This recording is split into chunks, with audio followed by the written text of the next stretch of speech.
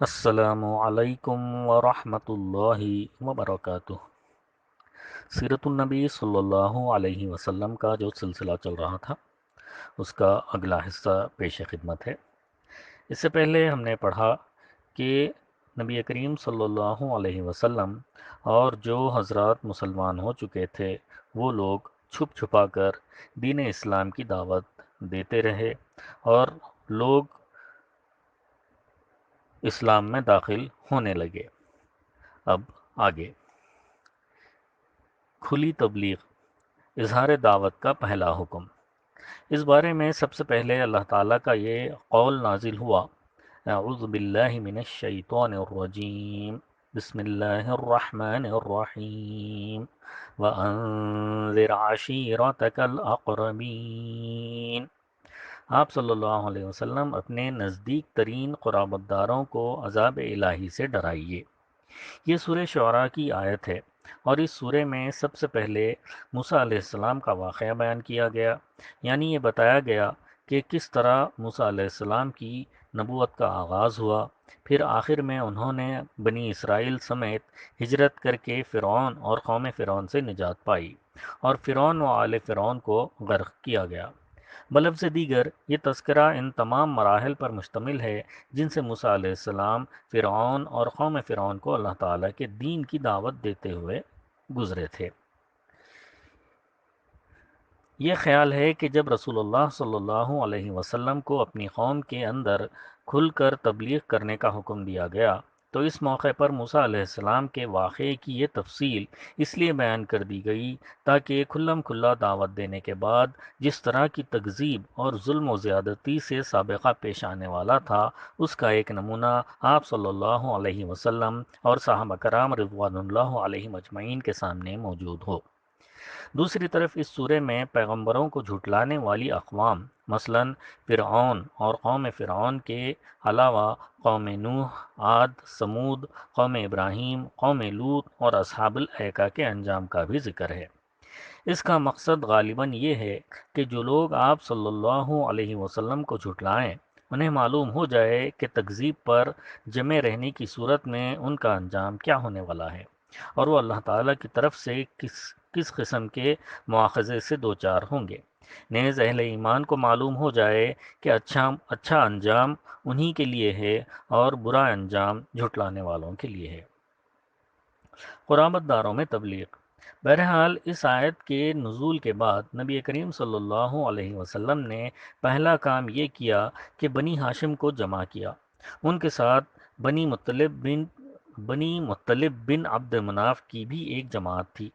کل 45 آدمی تھے، لیکن ابو لہب نے بات لپک لی اور بولا، دیکھو یہ تمہارے چچا اور چچیرے بھائی ہیں، بات کرو لیکن نادانی چھوڑ دو، اور یہ سمجھ لو کہ تمہارا خاندان سارے عرب سے مقابلے کی تاب نہیں رکھتا، اور میں سب سے زیادہ حقدار ہوں کہ تمہیں پکڑ لوں، بس تمہارے لیے تمہارے باپ کا خانوادہ ہی کافی ہے، اور اگر تم اپنی بات پر قائم رہے تو یہ بہت آسان ہوگا کہ قریش کے سارے قبائل تم پر ٹوٹ پڑیں اور بقیہ عرب بھی ان کی امداد کریں۔ پھر میں نہیں جانتا کہ کوئی شخص اپنے باپ کے خانوادے کے لیے تم سے بڑھ کر شر اور تباہی کا باعث ہوگا۔ اس پر نبی کریم صلی اللہ علیہ وسلم نے خاموشی اختیار کر لی اور اس مجلس میں کوئی گفتگو نہ کی۔ اس کے بعد آپ صلی اللہ علیہ وسلم نے انہیں دوبارہ جمع کیا اور ارشاد فرمایا، ساری حمد اللہ تعالیٰ ہی کے لیے ہے، اور میں اس کی حمد کرتا ہوں اور اس سے مدد چاہتا ہوں، اس پر ایمان رکھتا ہوں،